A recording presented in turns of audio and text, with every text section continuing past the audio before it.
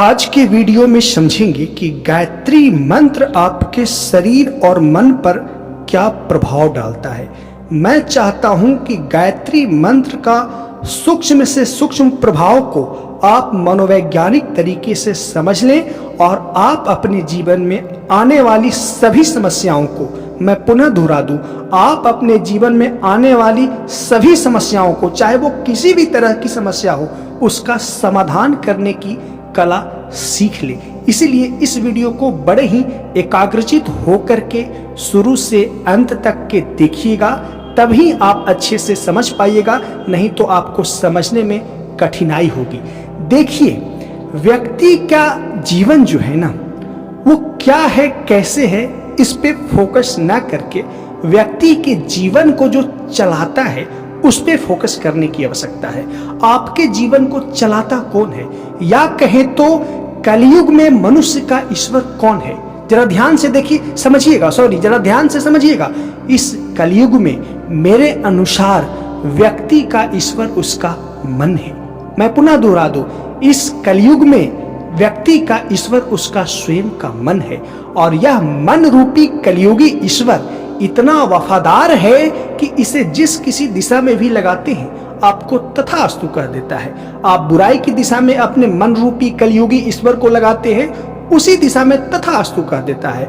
आप अच्छाई की ओर अपने मन रूपी कलयुगी ईश्वर को लगाते हैं, उसी दिशा में आपको तथास्तु कह देगा। अर्थात मन रूपी कलयुगी ईश्वर इतना वफादार है, या कहे तो मन कलयुग का ईश्वर है, और जो इस ईश्वर का सही इस्तेमाल सीख लेगा वह व्यक्ति सफलता की ऊंचाइयों को जरूर छुएगा अपने जीवन में। और देखिए, कलयुग में जिस किसी व्यक्ति ने भी सफलता की ऊंचाई को छुआ है वह मन रूपी ईश्वर का सकारात्मक दिशा में इस्तेमाल करके ही छुआ है, और कलयुग में जिस किसी व्यक्ति ने भी असुर का भूमिका निभाया है वह व्यक्ति मन रूपी इस ईश्वरीय शक्ति का नकारात्मक दिशा में प्रयोग करके ही असुर का भूमिका निभाया है। अर्थात सारा खेल आपका मन रूपी कलयुगी ईश्वर का है। तो अब समझते हैं कि ये मन रूपी कलयुगी ईश्वर आपके जीवन में सभी समस्याओं को समाधान करने में असमर्थ क्यों होता है, या कहें तो यह मन रूपी कलयुगी ईश्वर ही आपके जीवन में समस्या को पैदा करता है। दोनों बातें समानांतर रूप से सच्चाई है। मन रूपी कलयुगी ईश्वर आपके जीवन के सभी समस्याओं को समाधान करने में असमर्थ है, या कहें तो इसके समानांतर मन रूपी ईश्वर आपके जीवन में सभी समस्याओं का कारण है। और ऐसा इसीलिए है क्योंकि आप मन रूपी कलयुगी ईश्वर की समग्र क्षमता को प्रयोग नहीं करना जानते। आप उसी क्षमता का प्रयोग करते हैं, आप मन का उसी क्षमता का प्रयोग करते हैं जो आपके खोपड़ी में गतिमान है। जरा स्वयं को ऑब्जर्व करिएगा कि जब भी आपके जीवन में कोई समस्या आती है तो आप उस समस्या पे चिंता, चिंतन, तनाव और विचार, ओवरथिंकिंग और मानसिक संघर्ष जो कुछ भी करते हैं वो आपकी खोपड़ी में चलती है, आपकी खोपड़ी को गर्म करती है। और मन का यह मात्र 10% हिस्सा है जो व्यक्ति के खोपड़ी में गतिमान है, और इसी 10% हिस्से से जीवन के सभी समस्याओं का आप समाधान चाहते हैं तो ये तो संभव नहीं है ना, क्योंकि 10% हिस्सा सभी समस्याओं को समाधान नहीं कर सकता। और वास्तविकता तो यह है कि यही मन का 10% हिस्सा आपके जीवन में सभी समस्याओं का कारण बन जाता है। या तो इससे और बेहतर वाक्य में कहें तो मन के इसी 10% हिस्से का सदैव इस्तेमाल करते रहना ही आपके जीवन के सभी समस्याओं का कारण होता है। और जीवन में आई सभी समस्याओं का समाधान में जो असफलता मिलती है वो इस मन के 10% हिस्से के इस्तेमाल की वजह से होता है। तो आपके अंदर एक सवाल उठ रहा होगा कि बताओ भाई, जल्दी बताओ कि मन के उस 90% हिस्से को कैसे प्रयोग करें। तो इसके लिए आपको थोड़ा सा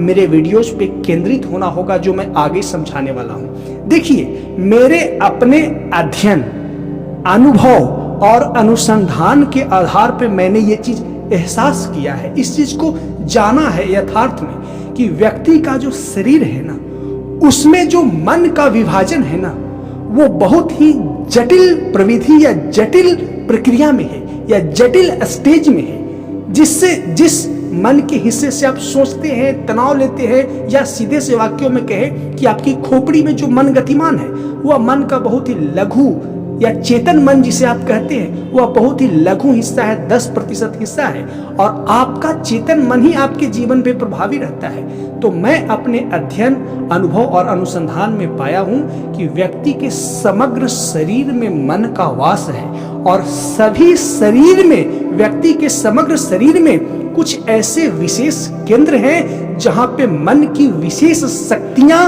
गतिमान हो सकती है, या कहें तो गतिमान होती है। लेकिन मनुष्य का दुर्भाग्य कि वो अपनी खोपड़ी से ही, अपनी खोपड़ी में गतिमान मन से ही जीवन की तमाम समस्याओं का समाधान करना चाहता है, और इसमें वो असमर्थ रहता है।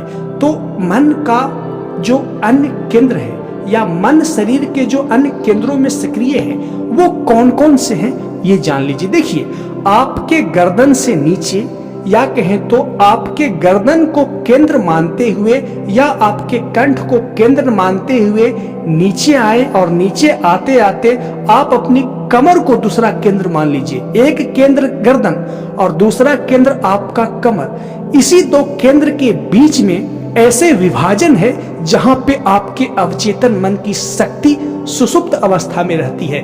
मैं अवचेतन मन की शक्ति की बात कर रहा हूं, कुंडलिनी और चक्र की बात नहीं कर रहा हूं। आपके यौन केंद्र पे भी आपके सबकॉन्शियस माइंड की शक्ति है, आपके नाभि के केंद्र पे भी आपकी सबकॉन्शियस माइंड की शक्ति है, आपके हृदय केंद्र पे भी आपकी सबकॉन्शियस माइंड की शक्ति है, आपके कंठ केंद्र पे भी आपकी सबकॉन्शियस माइंड की शक्ति है। और यही सबकॉन्शियस माइंड वो मन का 90% हिस्सा है जो आपके जीवन को चलाता है। जरा सोचिए कि आपके शरीर और मन में कितनी जटिल प्रक्रिया हो रही है, और वो सारी प्रक्रिया बिना आपके चेतन प्रयास से हो रही है। आप जो श्वास ले रहे हैं, आपके अंदर जो रक्त का संचार हो रहा है, आपकी जो हृदय की धड़कनें चल रही है, आपके शरीर में जो इम्यूनिटी फंक्शन कर रहा है, उसको आप अपनी खोपड़ी से नहीं चला रहे हैं।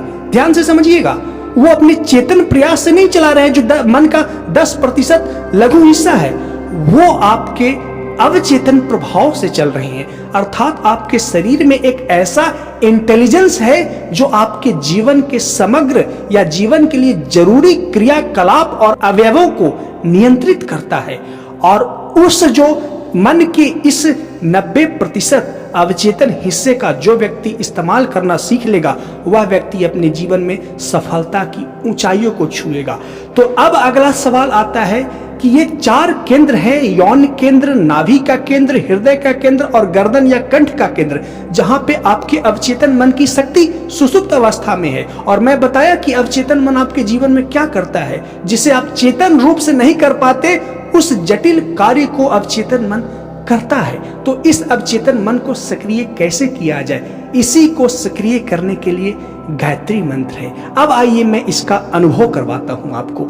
जो लोग गायत्री मंत्र का जप करते हैं, तो गायत्री मंत्र का जप तो आप अपने चेतन मन से ही करेंगे, आप अपने मन के 10% हिस्से से ही करेंगे, अर्थात आप अपनी खोपड़ी वाले हिस्से से ही करेंगे।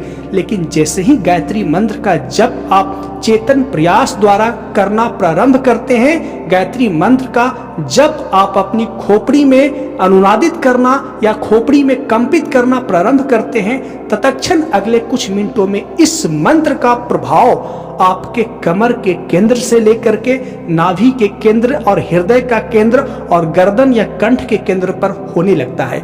और जो व्यक्ति गायत्री मंत्र का जप करते होंगे, वो मेरी इस बातों को बड़े ही अच्छे से कनेक्ट कर पाएंगे कि गायत्री मंत्र तो चलती है खोपड़ी में, लेकिन एहसास होता है यौन केंद्र पे, नाभि के केंद्र पे, हृदय के केंद्र पे और कंठ या गर्दन के केंद्र पे। और गायत्री मंत्र के जप के दौरान आप महसूस करेंगे कि आपके गर्दन के नीचे का जो एरिया है, गर्दन और कमर के मध्य का जो एरिया है, वहां पे एक अजीब सी संतुलन, एकात्मता, अलाइनमेंट, और उसे क्या शब्द दिया जाए मैं दे पाने में असमर्थ हूं, एक यूनिफिकेशन का, एक एकात्मता का स्पंदन का एहसास करेंगे आप। और जो गायत्री मंत्र का जप करते होंगे वो मेरी इस बात को बड़े ही अच्छे से कनेक्ट कर पाएंगे कि मंत्र चलती है खोपड़ी में, पर इस मंत्र को जप के अगले ही कुछ मिनटों बाद इसका प्रभाव आपके शरीर पे होना शुरू होता है। और जैसे ही आप अपने शरीर में एकात्म होना शुरू होते हैं, तत्क्षण आपकी अवचेतन मन की शक्ति सक्रिय हो जाती है, आपके यौन केंद्र की शक्ति सक्रिय हो जाती है, आपके नाभि के केंद्र की शक्ति सक्रिय हो जाती है, आपके हृदय केंद्र की शक्ति सक्रिय हो जाती है, आपके कंठ या गर्दन के केंद्र की शक्ति सक्रिय हो जाती है, जहां पे 90% अवचेतन मन की शक्ति सुसुप्त रहती है। और जब ये शक्ति सक्रिय हो जाए, जब आप खोपड़ी में गायत्री मंत्र के चांटिंग से आप अपने शरीर में एक एकात्मता का, एक अलाइनमेंट का, एक लयबद्धता का, एक संतुलन का, एक ऊर्जा का, एक विशेष स्पंदन का एहसास करने लगे, तत्क्षण आप समझ जाए कि आपकी अवचेतन मन की शक्ति जागृत हो चुकी है। और उस वक्त आप अपने जीवन में जो भी समस्या है उसकी समाधान का आह्वान करें। उस समस्या की समाधान आप मन के उस 10% हिस्से से सोचें। तो मन के 10% हिस्से में जब गायत्री मंत्र के जप के दौरान जो चीज सोचेंगे, जो चीज चाहेंगे, जो इच्छा रखेंगे एकाग्रता के साथ, तो आप पाएंगे कि मन के 90% हिस्सा उस इच्छा को पूरा करने में लग जाएगा।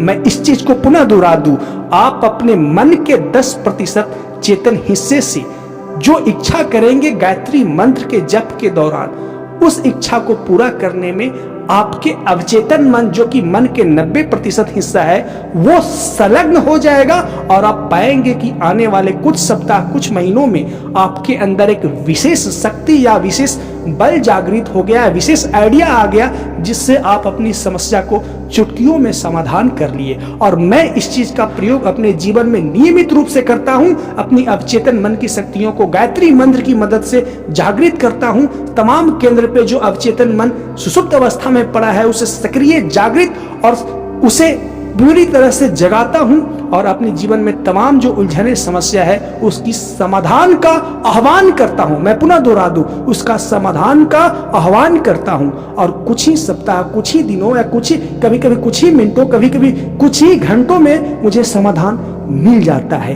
तो आशा करता हूं मेरी इस डीप साइकोलॉजिकल स्पिरिचुअल थिंग्स को आप समझे होंगे। इसलिए इस वीडियो को लाइक करें, मेरे इस चैनल को सब्सक्राइब करें। मिलते हैं नेक्स्ट वीडियो में। वीडियो को देखने के लिए धन्यवाद। थोड़ी सी ये चीज समझने में आपको कठिन लगेगी, क्योंकि ये सब मेरी अपनी अनुभव की चीजें हैं, जो मैंने अपने अनुभव में लाई है, उसे कही है। चलिए, धन्यवाद।